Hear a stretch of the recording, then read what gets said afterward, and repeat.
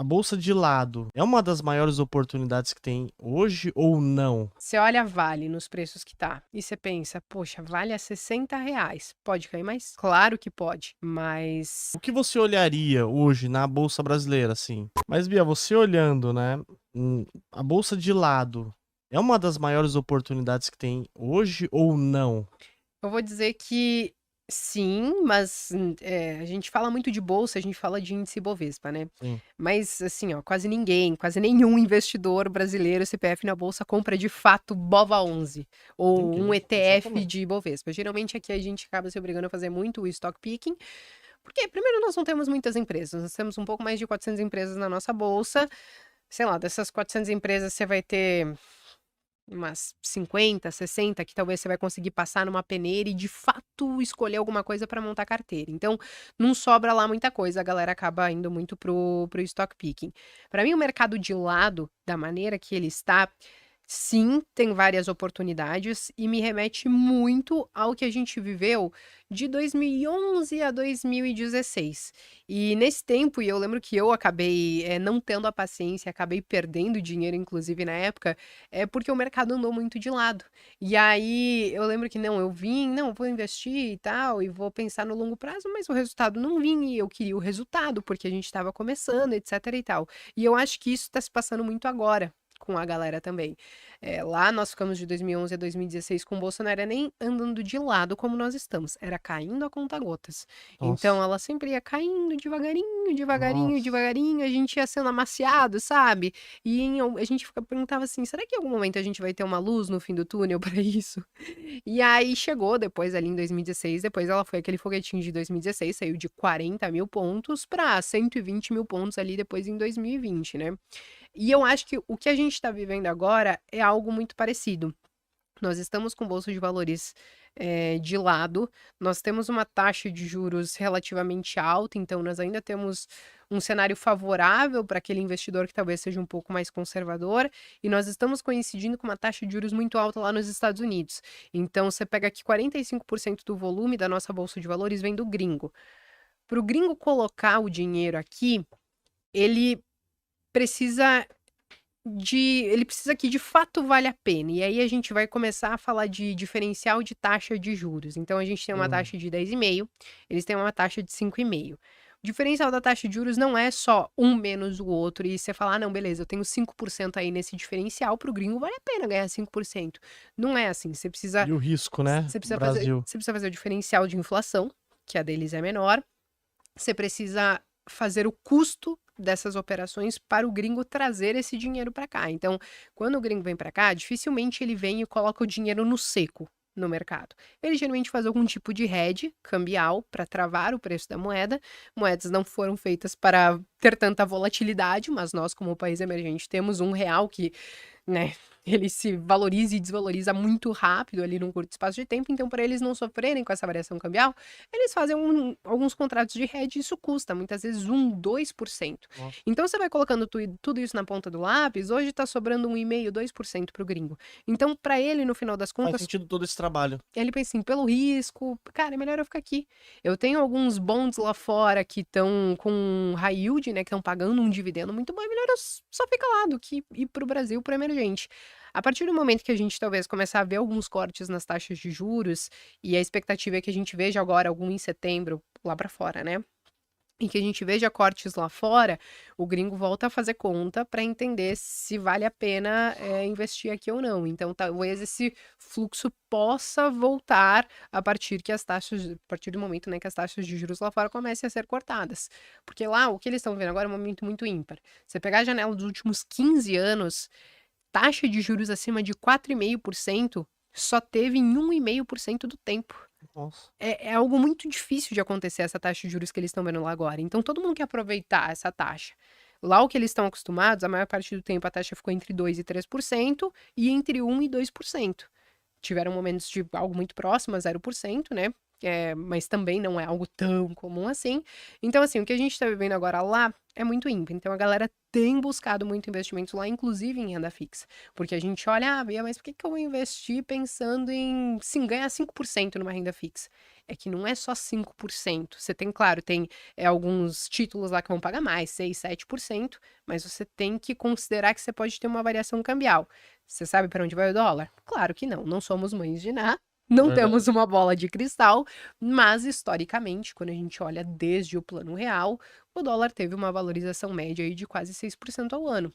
Então você começa a botar isso na ponta do lápis, variação cambial, mais a rentabilidade que está lá fora, mais a segurança de você estar num país que, enfim, apesar de muitos estarem colocando o fiscal deles em risco também por conta da Sim. dívida de Tá trilhões impagável, né? deles, é um negócio surreal, ainda assim, você pensa, beleza, lá a situação também não tá lá grande coisa. Mas se lá não tá bom, pensa o resto. Imagina aqui. Imagina o resto. E aí a gente entra naquele efeito Tina, que a gente chama, né? There is no alternative. A galera pensa assim, poxa, mas aí eu vou investir lá fora, já subiu muito, já tá muito caro, mas a galera continua investindo, a galera continua enviando dinheiro lá, porque num geral existe uma preocupação global muito grande. Então, você pensa, tá mais ou menos aqui, tem muita incerteza aqui, tem muita incerteza lá, mas aí nessa gestão de Sim. risco, ainda a alternativa, vamos dizer assim, desse cenário que ainda vai oferecer um pouco menos de risco, é se alocar capital numa moeda forte, numa economia forte, né? Porque se der problema no mundo, você quer estar dolarizado, né? Você não quer estar em real. Porque no final das contas, assim, sei lá, caos nos Estados Unidos, lá em algum momento o mercado lá vai cair. Hoje, acho que hoje caiu um pouco, a galera já fica meio apavorada, né? NASA que tava caindo 2, 3%, sei lá quanto, a galera já fica um pouco apavorada. Mas em algum momento vai se encerrar esse ciclo de alta. Hoje a gente estava num evento, inclusive, muitos acham que não é o momento, ainda a gente ainda não está próximo desse fim do ciclo de alta, mas em algum momento vai vir porque o mercado ele se move em ciclos.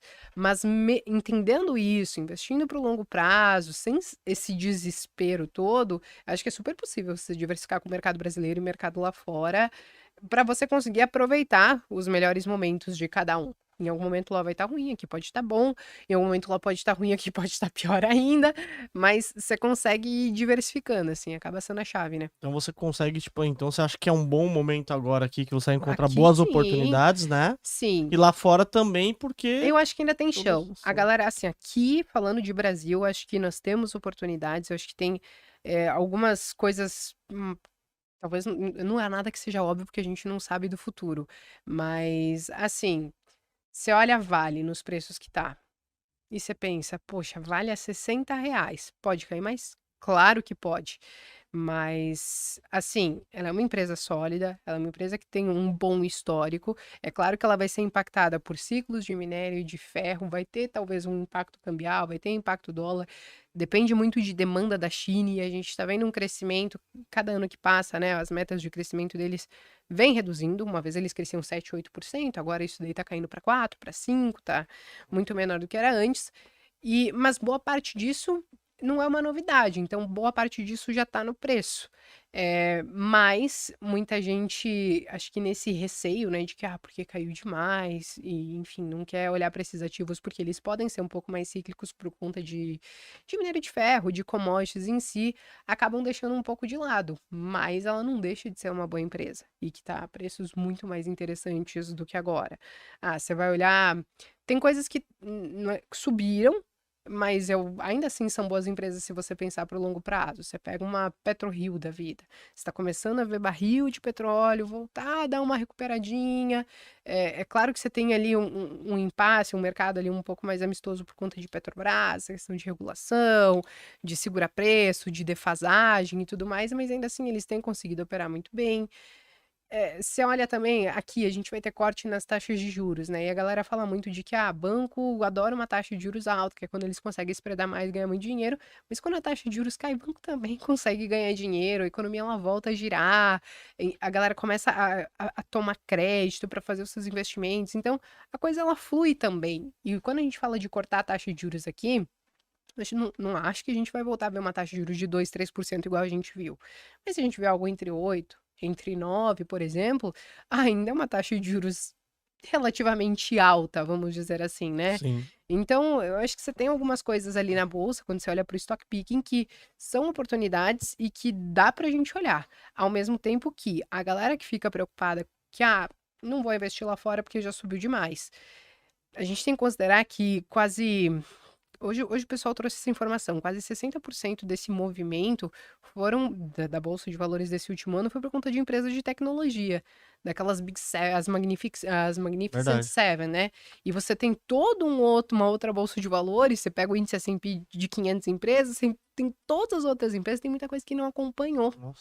Então, assim, é claro que pode chegar em algum momento que a galera começa a deixar um pouco empresas de tecnologia de lado e essas teses que são um pouco mais voláteis para talvez migrar para aquelas que são mais tranquilas, ou para small caps, ou para aquele lado que não andou, e aí você vai fazer essa rotação, né, dentro do investidor dos ativos lá de fora, mas tanto aqui como lá você tem oportunidade, e até mesmo em renda fixa. Eu falei, nós estamos num momento do mercado que ele está agradando a todo tipo de Tá investidor. mesmo? Tipo assim, Tá mesmo. cara, você quer pegar IPCA mais 6, você tem, né? Você quer investir em bolsa aqui? Paga 10%, tem. Tem também. Você quer olhar lá para fora? Tem também. Então, assim, o mercado ele tem ajudado muito as pessoas de vários perfis de investidores, assim, é muito mais a galera talvez ter a grana e querer e ter a coragem de fazer os aportes agora, né? E ter que, e ter igual você falou, né? Ter a coragem, né, Bia? Porque eu vejo que muitas pessoas, antes eles falavam assim, não, a bolsa tá muito cara, eu vou esperar a bolsa cair. A bolsa caiu, tá andando de lado bastante aí. E as pessoas não, às vezes não estão muito confiantes ali pra comprar uma empresa e tal. O que você olharia hoje na bolsa brasileira, assim? Pode falar algumas empresas que você fala assim, Luan, pô, essas empresas aqui eu acho bem legal. Então, que nem assim, eu tenho falado, eu fiz vídeo, inclusive, lá no canal sobre isso. Você fala de Vale, você fala de PetroRio, a questão de bancos, assim, você no início falou de Bradesco, confesso que Bradesco é uma tese que eu não acompanho muito, mas, por exemplo, Banco do Brasil é uma ação que subiu bastante, mas ele tem entregue resultados que condizem com isso. Hoje você vai olhar o ROI de Banco do Brasil, tá Nossa, mais alto do absurdo, que né? dos bancos privados. Então, Mais do que assim, alto do que o eh, Itaú. teve um ganho de eficiência muito grande dentro dele. E a gente tem que olhar de fato para o longo prazo. É só que a falta de coragem é porque a galera não quer comprar agora e ver daqui 2 meses o negócio desabar.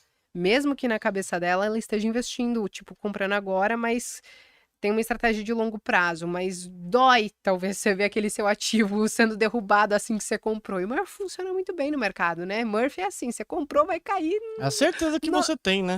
A certeza é, Você vai comprou, colocar vai dois cair. mil reais lá na sua carteira inicial. E esses 2.000 vai ser menos amanhã.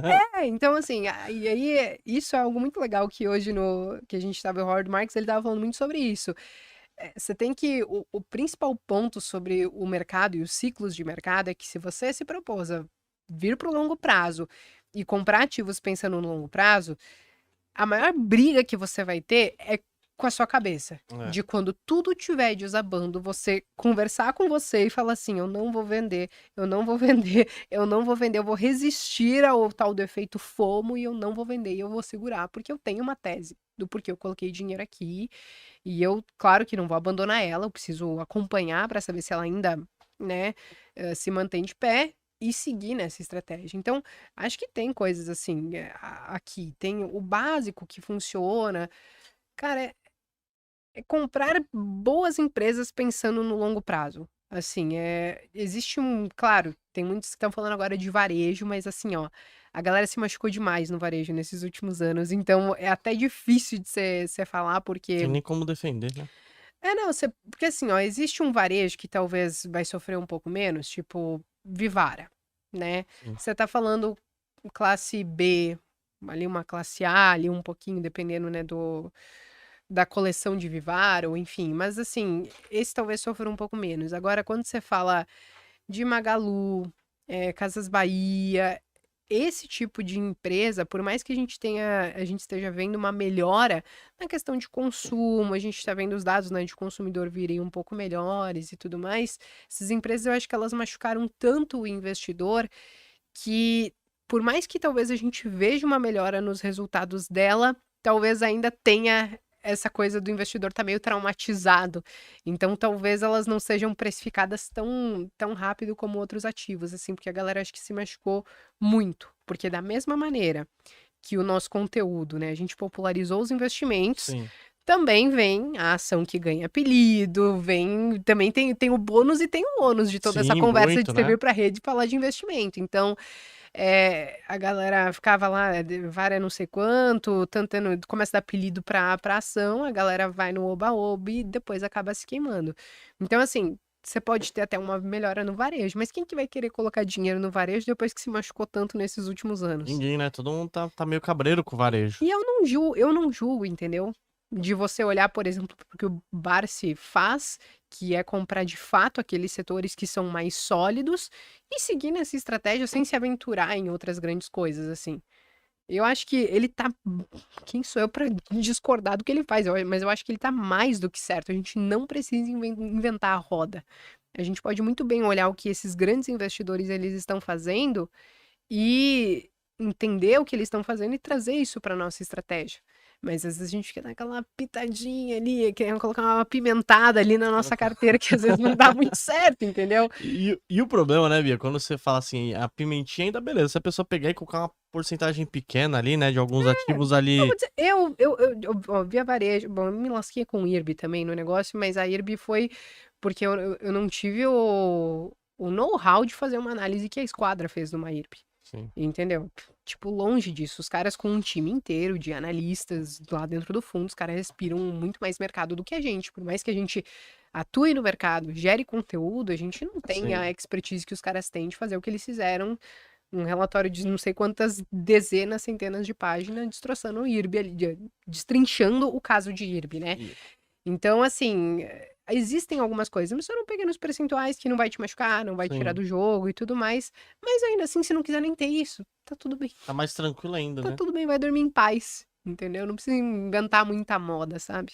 É o que eu sempre falo, pessoal. Eu falo, ó, se você fizer um gerenciamento de carteira tranquilo, meu, coloca 5% no máximo de algum ativo ali, de alguma ação, de algum ativo que você quer específico.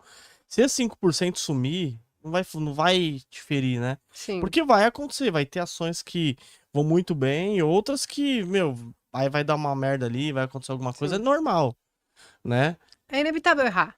Pô, o É, Buffett erra, gente. Quem somos nós na fila do pão? Se o Buffett erra, por que que a gente não vai errar é, e cometer alguns erros? Só que esses erros não podem tirar a gente do jogo. exatamente. Entendeu? Não pode ser algo que te traumatize ou que te queime, que te faça não querer mais estar no mercado. E eu acho que isso aconteceu muito nesses últimos anos. Entrou muita gente, foi no oba-oba, não fez gerenciamento de risco, queria ter essas ações na carteira, mas não foi com 2, 3%, foi com muito mais. E aí é óbvio que vai acabar se machucando. Mas isso talvez seja muito, às vezes, uma falha nossa na comunicação, nós influenciadores, que a gente fala muito de mercado, mas a gente precisa mostrar o porquê que a gente fala de mercado. E assim, muitos vêm pro mercado achando, cara, vamos estourar a boca do balão, vamos ganhar dinheiro, vamos ficar rico, vamos não sei o quê, quando às vezes olhar para o mundo de investimentos é para você preservar capital. Entendeu? Você tem o seu trabalho, você tem o seu negócio, você tem a sua empresa, Perfeito. que é o que vai te dar de fato dinheiro. O investimento, você vai preservar capital e tentar potencializar um pouco ali o rendimento que você teve fruto do seu trabalho. Pra mim, eu acredito muito nisso, mas tem muita gente que quer olhar pro mercado como uma forma de ficar rico e ganhar dinheiro, e aí a gente sabe aonde que essa história dá, né? Tubarões, se vocês quiserem ver cotação de ações, de fundos imobiliários, de BDRs, ETFs, criptomoedas, você consegue ver através do site do Investidor 10, a plataforma completa. Tem diversos rankings também, maiores lucros, maiores ROIs, empresas que pagaram mais dividendos nos últimos 12 meses. É uma plataforma completa e você consegue gerenciar sua carteira. O QR Code tá aqui na tela, aqui, só você acessar ou no link da descrição aqui do vídeo também.